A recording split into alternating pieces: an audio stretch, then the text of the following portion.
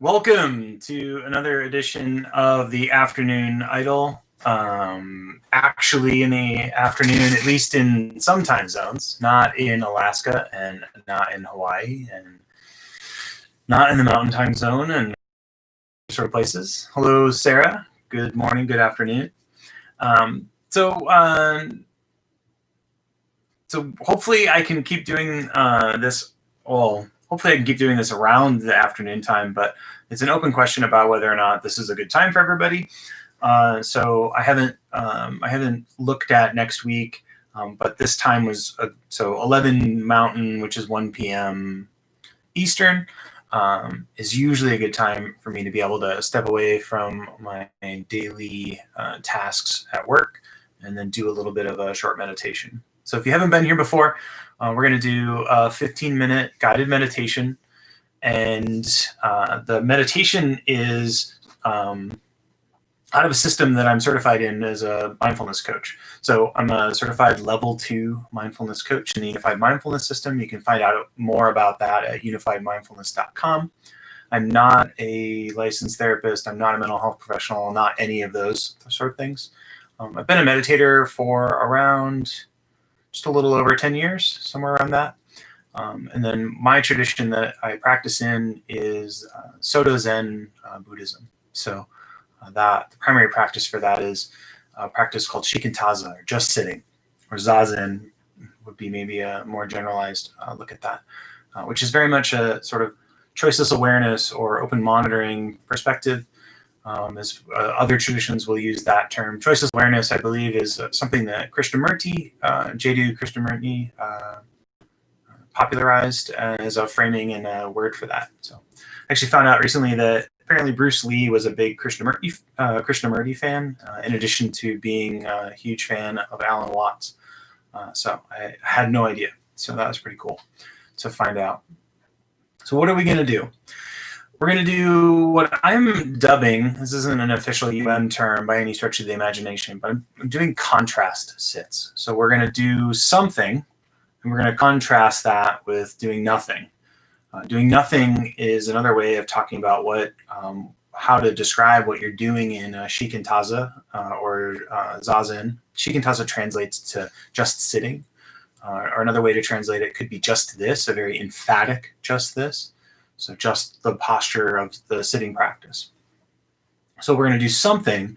The something that we do, I'm going to rotate through different techniques that are available, or combinations of the sensory categories of unified mindfulness, and then we'll pair those, or I should say not pair, we'll contrast those with a doing nothing or dropping the technique altogether. So I just think it's an interesting cross-training of looking at techniques. So, and I appreciate people joining in and being willing to experiment alongside. So today's technique is we're going to stay. So there's there's sort of three broad categories of looking at that sensory experience, unified mindfulness, and that's see, hear, and feel. And so what we've been looking at this week is feel. Feel includes body sensations, physical body sensations, and also emotional body sensations. And then I'm going to add in an element that may be available to you around sensory experience in the body. So we'll talk about that. First, there's a question. So Sarah, yes, before we start, you can definitely ask a question. I'll pause for a moment. I'm not sure how much delay is between me talking right now and chat. So, but you can ask a question for sure. I will offer a response. I have no idea if it'll necessarily be an answer. And while I'm waiting for that, so feel is our category today, or that's where we'll be in the do something part. What we're going to add into that is this notion in the Unified Mindfulness System of rest. So what is rest? Rest is, we can think of rest, we can define rest as the absence of activity. So if you listen to Roshi Joan Halifax, she'll often talk about being upregulated. So in other words, we're anxious, we're agitated, or we're angry, whatever, we can think of that as being kind of upregulated or highly active. Sort of a notion of rest we can think of as being downregulated from that. So there's a settling or a reduction in activity. So we may, at the beginning of a sit, we may feel upregulated. And then as we sit, we may, hopefully, or one of the sort of tranquility promises or reward states from meditation is a settling into maybe a less upregulated sort of stance. Thinking about rest is pairing it with this idea of activity, or there's an active quality in our sensory experience, and rest is a reduction in that activity or an absence of that activity. So maybe we have a pulsing in like our arm or something along those lines, and we notice over time that it reduces, and then there's a absence of that pain altogether. You can think of that as being one example. Okay. Yes. Okay. So the question is when I stop the technique and I try to coast. I'm using coast. I'm borrowing that from Jeff Warren. But coast, in other words, we've let go of whatever the technique is for that day. My mind goes right back to its normal state. So normal would be, Sarah, thank you for defining your term normal. This is very nice. It would be 10 thoughts bouncing around my head. So the question then in the framing there is, do I just watch that happening or something else? So, so this is and as Jill notes here, this is an outstanding question. So we can look at it a little bit more of a formalizing as a response, and we'll see how that plays for you as a response if that resonates. When we let go, if we are just in essence, it's like we're switching into metaphorically speaking, being an antenna that only receives, like we're not participating when we've decided to let go of the technique. So we're just observing. So one way of looking at this, there's a meditation teacher Sokuzan, who's a teacher at Sokokoji in Michigan, and the way he'll look at the coasting part or the dropping of that technique is to just observe what is moving. And so in the question, the normal is 10 thoughts bouncing around in the head. That would be what's moving. And the idea would be to just observe, or just to allow maybe is a little bit easier, because observe maybe brings into existence this idea of an observer context, which is not wrong, but if we can avoid it, that would be nice, but it's fine if that's a better way for it to resonate. So I would say it's just observe. So the first part of the question was just watch that, And in Sokuzan's perspective, he's a Soto Zen teacher who has a background in Tibetan practice. His thought around this is that you are in a state when you're sitting where you're not going to war with what's going on in your experience, and you're also not going to peace with what's going on in your experience, meaning that you're not really taking a side as you coast. You're doing nothing.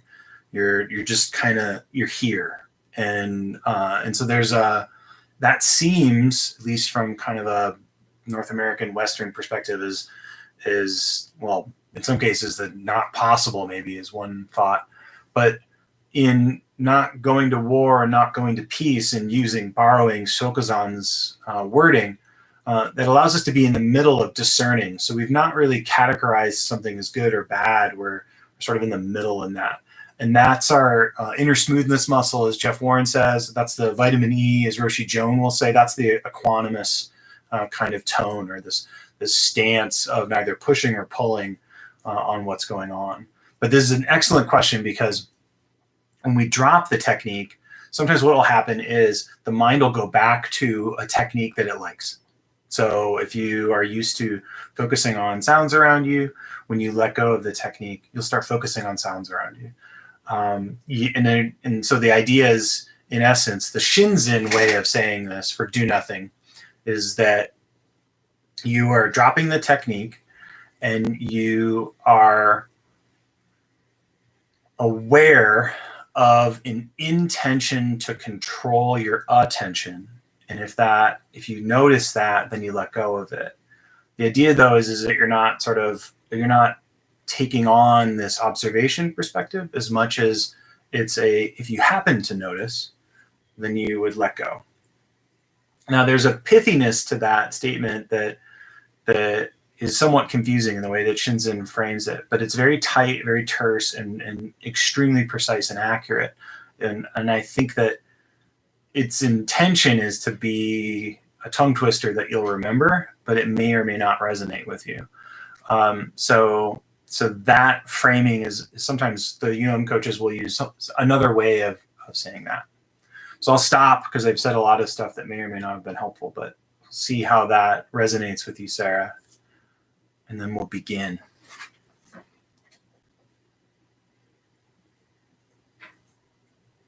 And like I said, it's a response. I don't know if I'll allow you to characterize if it is an answer or not.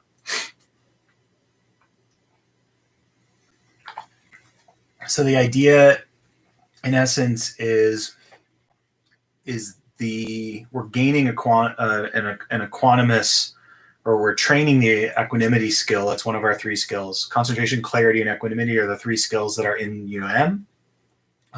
Jeff Warren has a realization of that includes a 4th element, which is care. But the other elements are skills are part of Jeff's equation for practice. And so in embodying this stance where we're kind of allowing things to be where they are, we're allowing the mind to go over whether or not we should get beige versus antique white, or whether or not I left the oven on when I went out. Those things that will kind of gravitate towards, we're sort of allowing them to come and go, and that ability for us to just observe, to kind of not push or pull, in essence, is we're training equanimity.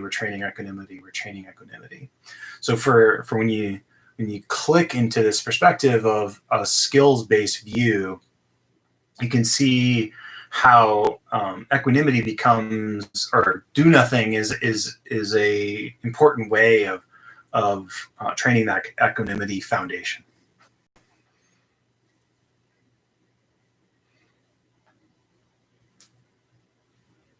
Okay. Yeah, so there's one other comment. It was just to acknowledge that your question, Sarah, was a great question. So, and thank you for your response. So, it is something for me to ponder as well, because it is a common report. Often people will report that do nothing is kind of unsettling, where they actually prefer a something part. So the power here is that just means that the helpful quality is in being your own teacher, or being able to meet the situation in a way that is more impactful for you. You in knowing that that's your normal, in training the skills, the concentration and clarity and equanimity pieces with other approaches. I like to come back to do nothing to see where I'm at, not in a necessarily good or bad judgment perspective. It's just like, what's the lay of the land? So, all right, 14 minutes. This is way too much of me talking. So hopefully some of that was helpful. Maybe 20% or something along those lines. Small percentage. Okay. So today's technique is again, feel rest is our something part. And then so our labels that we'll use in the noting practice for that is feel, if rest isn't available. So that could be a sensation that we're focusing on that's a physical body sensation, an emotional body sensation.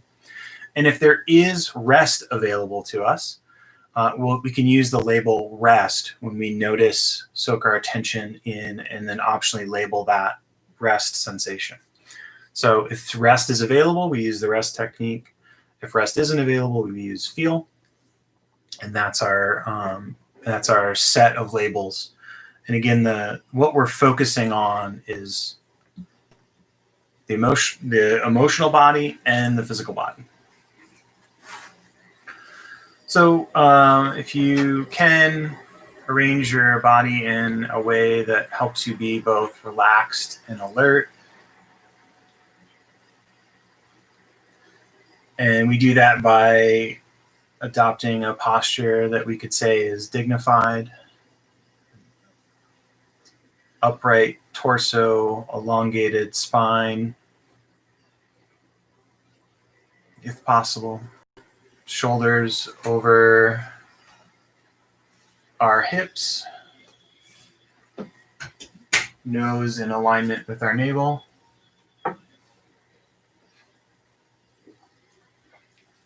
And then checking in to see if we have any tension in the upper body. We want to be able to be in our posture without efforting or being tense and sort of rigid and trying to keep the posture. Again, the motto, relaxed and alert.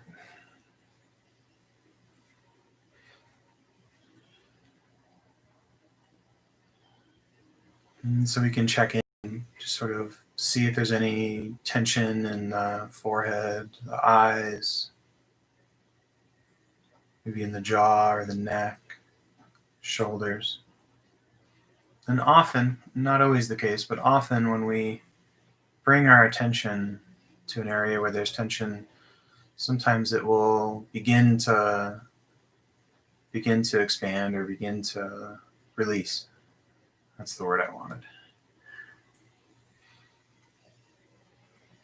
And if the tension stays, bringing a no big deal quality of attitude.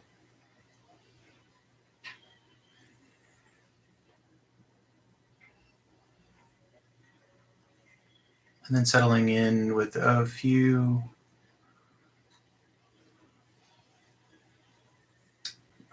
breaths in through the nose and out through the nose. Again, the idea here is like the wisdom of the Beastie Boys, low, breathing low into the bottom of the lungs and slow. And that's the tempo that we want. So low and slow.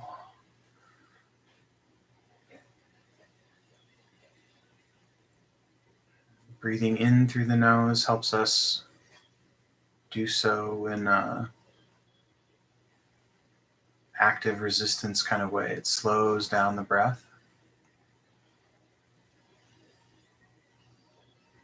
And then elongating that exhale is a settling in.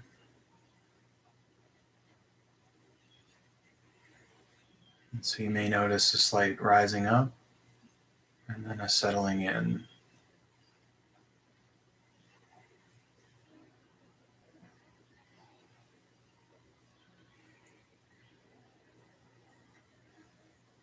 And to begin our technique, we'll begin focusing on the body.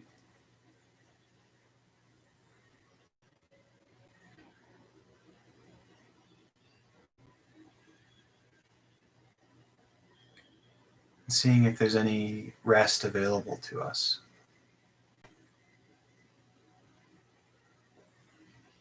And so rest, we can potentially find rest just available to us when we begin our sit after settling in.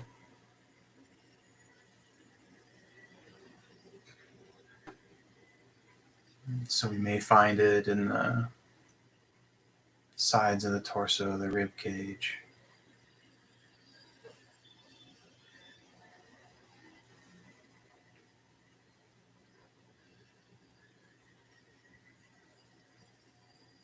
Or as we belly breathe, we may find a rest quality around that motion.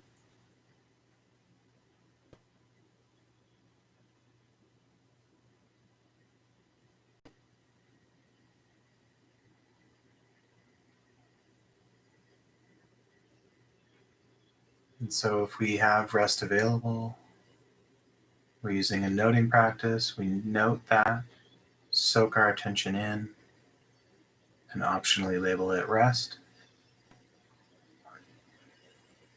And if it's not available, no big deal. You can choose an anchor in the body, maybe the sense of sitting, so the weight of the body sitting in the posture. Notice that and label it feel.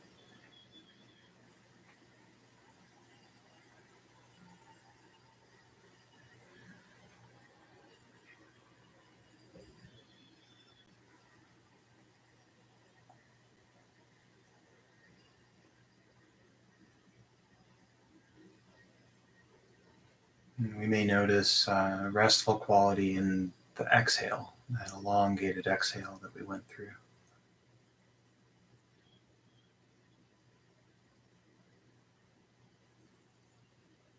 So I'll allow you to explore, feel rest here for a bit.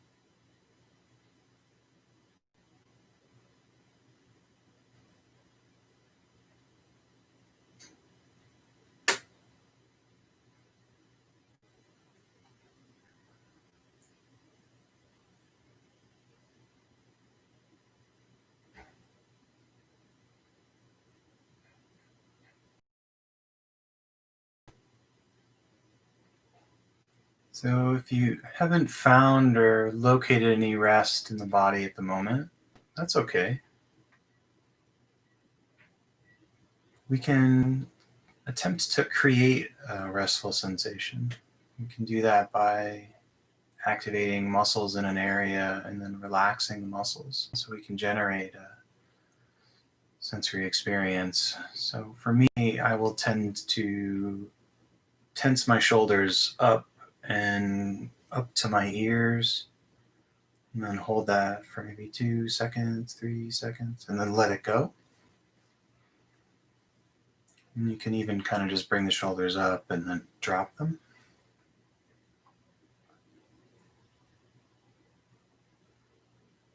And you may find a restful sensation in the muscles along the neck, maybe even in the back.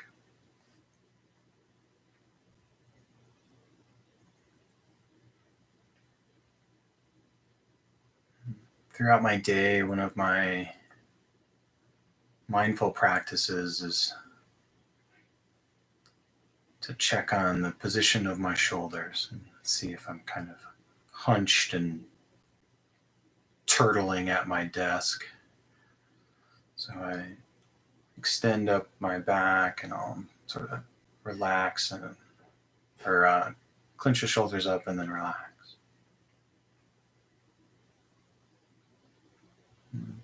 So see if there's a approach to creating rest that is available for you.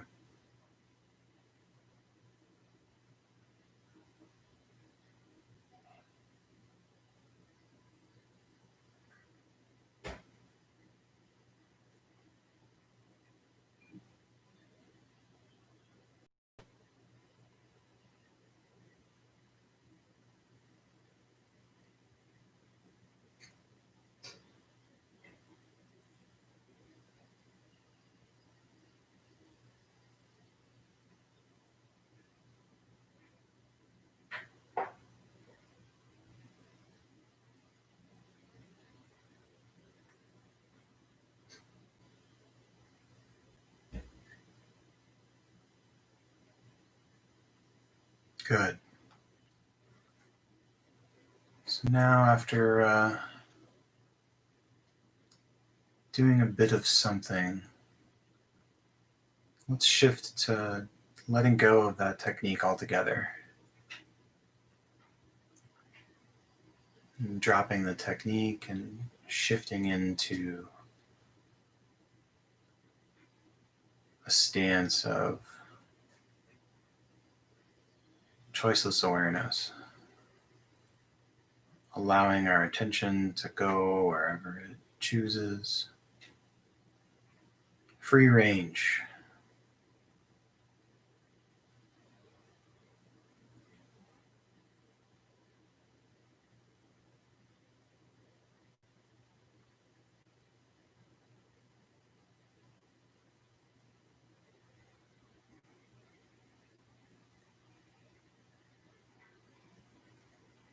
Earlier,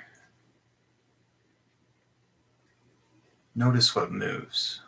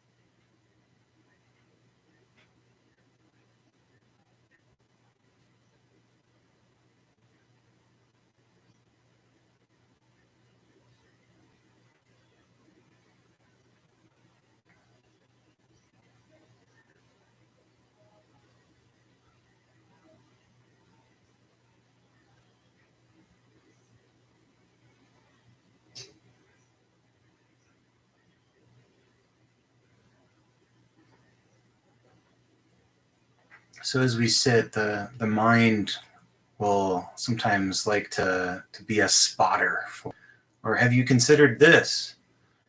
And the mind will generate things that we want to move to or shift to. And that might just be picking up and trying to favorite meditation technique.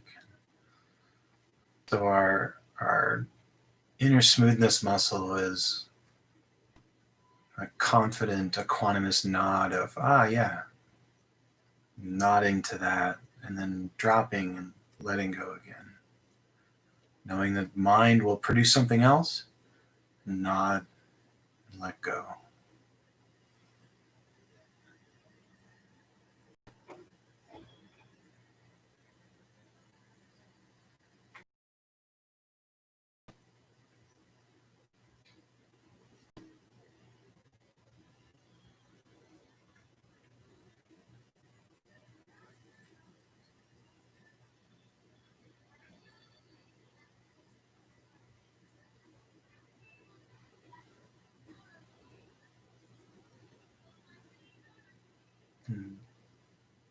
That free range quality, my attention's being drawn to sounds around me. And that's what's allowing the attention to be there, totally fine.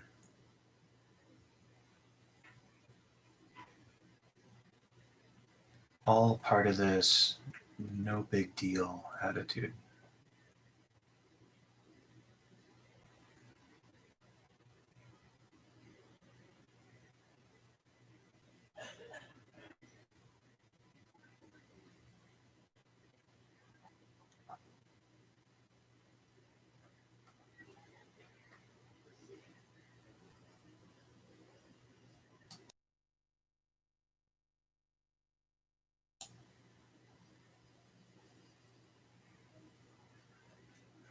If your eyes have been closed, I invite you to open them and reconnect to your surroundings,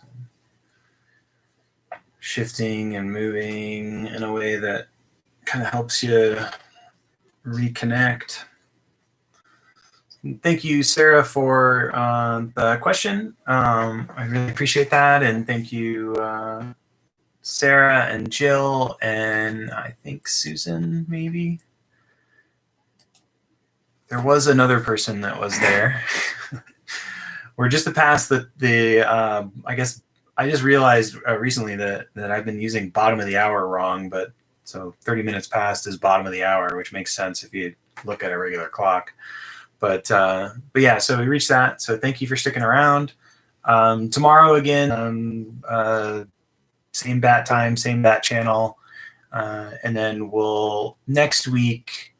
Well, one, I'll take requests for a theme for next week. So I've been mainly kind of just picking technique categories out of Unified Mindfulness as a stand-in for our something to compare with nothing. So if there's a desire to have a non-contrast sit, so just a regular do nothing sit, we do that next week.